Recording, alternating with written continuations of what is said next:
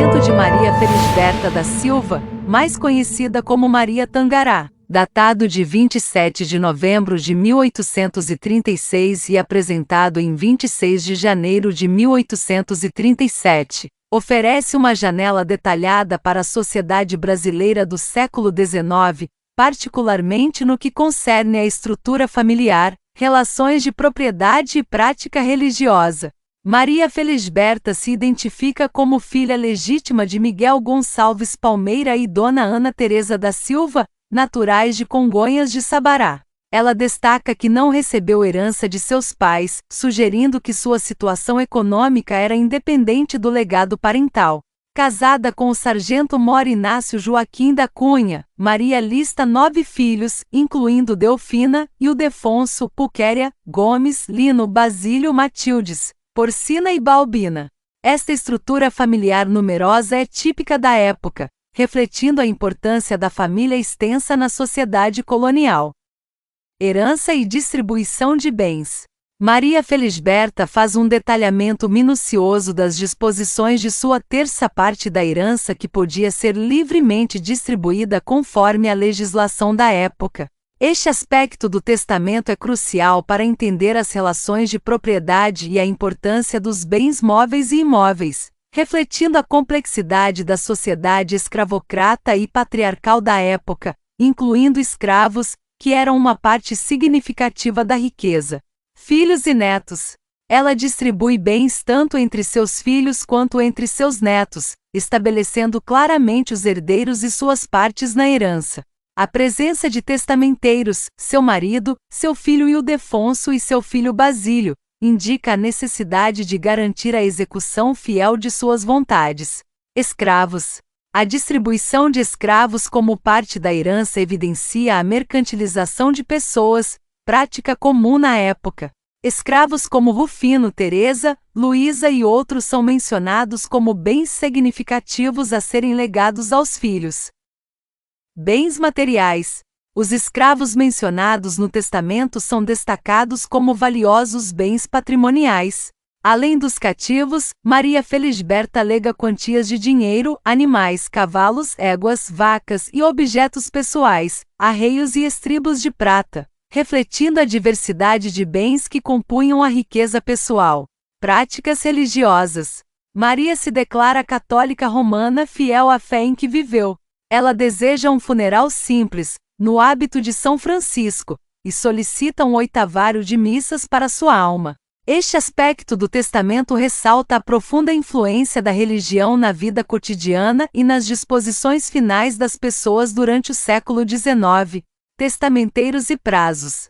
Maria designa 3 testamenteiros e concede a eles 12 anos para prestar contas, com a possibilidade de prorrogação por mais 3 anos.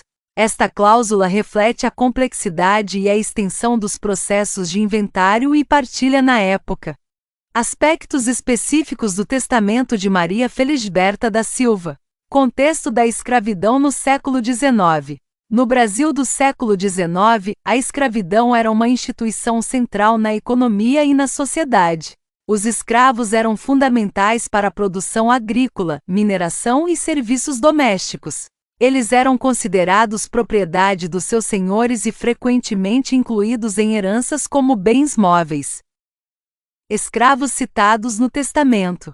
Rufino e Teresa são mencionados como bens de grande valor, sendo legados ao filho Lino por seus bons serviços. A escolha de Lino como beneficiário indica que ele tinha uma relação especial com esses escravos, possivelmente baseada em confiança e utilidade. Luísa Cabra e sua filha Felicidade, Antônia com sua filha Narcisa, e André são legados à filha Delfina. A divisão de escravos com suas famílias demonstra uma tentativa de manter esses laços intactos, embora sob a propriedade de um novo senhor. A filha Matildes recebe a crioula Ignácia, seu marido Felipe, e a crioulinha Maria. Esta disposição mostra a continuidade da família escrava sob a nova senhora. Os cativos, Joaquina Conga, Vitória, Rita Mulata e Luiz Moçambique. Estes são destinados à filha Porcina, evidenciando a prática de transferência de escravos entre familiares como forma de assegurar a continuidade do trabalho e da manutenção econômica. Um escravo adicional, Jacinto Mina, é especificamente mencionado como legado a Matildes, reforçando sua posição de beneficiária importante no testamento. A economia rural da época.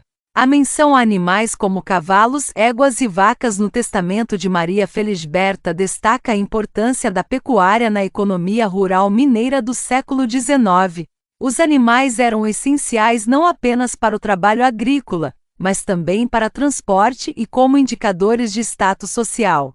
Cavalos e éguas, legados a filhos e filhas, indicam a importância da mobilidade e do trabalho agrícola. O cavalo de sela para Delfina e os potros para Pulquéria são exemplos de como esses animais eram valiosos. Vacas. As vacas eram fundamentais para a produção de leite e derivados, essenciais na dieta e economia doméstica. A distribuição de várias vacas entre os filhos mostra a intenção de Maria em garantir a sustentabilidade econômica de cada um, bens materiais e econômicos. Maria Felisberta também legou quantias significativas de dinheiro a seus filhos e netos, refletindo uma economia monetária em desenvolvimento, além da tradicional economia baseada em terras e bens móveis.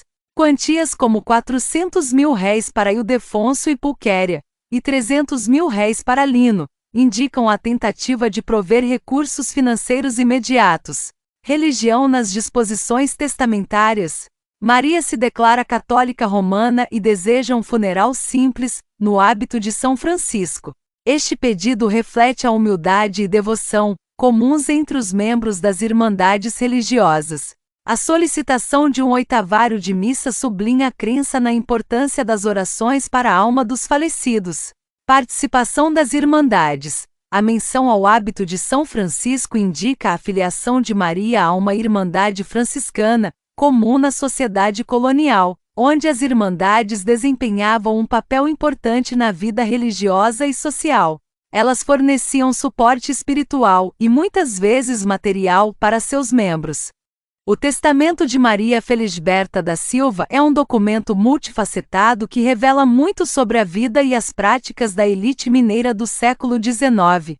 Através da análise de aspectos específicos como a vida dos escravos, a economia rural e o papel da religião, podemos compreender melhor as complexas interações sociais e econômicas da época. O Testamento de Maria Felisberta da Silva não é apenas um documento legal. É um testemunho histórico que revela as dinâmicas familiares, econômicas e sociais de uma mulher da elite mineira do século XIX. Ele apresenta como as relações de poder e propriedade estavam intrinsecamente ligadas à posse de escravos e à gestão de uma vasta gama de bens móveis e imóveis. Além disso, destaca a influência da religião na vida cotidiana e nas disposições finais de uma pessoa, permitindo uma compreensão mais profunda das complexidades da sociedade colonial brasileira, oferecendo uma compreensão sobre a vida privada e os valores culturais da época. Sobre a apresentação do Testamento de Maria Tangará. Em 26 de janeiro de 1837, foi apresentado às autoridades um testamento cozido e lacrado de Maria Tangará, como declarado no rótulo. Após uma avaliação cuidadosa, não foram encontradas dúvidas ou irregularidades no documento, levando à ordem de seu cumprimento e registro. Este documento histórico foi formalizado com o termo de aceitação do primeiro testamenteiro, assinado por Inácio Joaquim da Cunha, uma figura relevante da época. O ato de registro de testamentos como este é fundamental para a preservação da história e das tradições de Pitangui, permitindo um vislumbre das práticas legais e sociais do período. A aceitação e cumprimento deste testamento evidenciam a importância dos procedimentos legais na época, refletindo a organização e seriedade com que assuntos de herança e última vontade eram tratados. Além disso, revela a relevância de figuras como Inácio Joaquim da Cunha na manutenção da ordem e cumprimento das leis locais. Eis o trecho do documento original. Aos 26 de janeiro de 1837 me foi apresentado este testamento cozido e lacrado como no rótulo se declara, e não achando nele dúvida, faça mando que se cumpra e registre. Termo de aceitação do primeiro testamenteiro assinado por Inácio Joaquim da Cunha, aos 26 de janeiro de 1837. Este trecho do Testamento, datado de 1837, oferece um vislumbre das práticas jurídicas e sociais da época em Pitangui. A formalidade do documento e a assinatura de Inácio Joaquim da Cunha, figura de destaque, sublinham a seriedade com que os assuntos de herança eram tratados. Este evento é um exemplo claro de como os registros históricos são essenciais para compreender e valorizar a história, fornecendo detalhes valiosos sobre a vida, as pessoas e as práticas de tempos passados. Além disso, a existência e a preservação desses documentos históricos são cruciais para entendermos as tradições e a memória coletiva de nossa comunidade. Nestas minas do sertão de Pitangui. Realização, arte e roteiro. Historiador Charles Aquino. Pesquisa e paleografia. Historiador Gilson Magela Campos, e Memoriam, em 2010. Acervo. IHP, Instituto Histórico de Pitangui, Minas Gerais.